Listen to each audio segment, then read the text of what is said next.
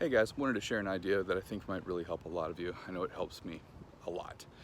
And that's the idea of whenever you're looking to accomplish something, you need to do about 10% learning, thinking, contemplating it, mulling it over. That curb came out of nowhere. And 90% application.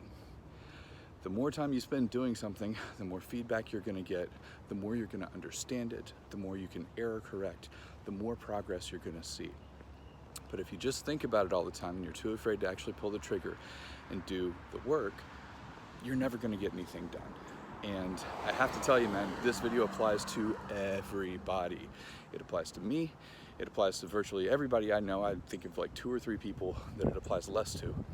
But it can be very helpful for almost anybody on this channel. So really take that to heart. 90% doing, 10% learning, thinking, whatever. 90% doing. Now go practice and get some results.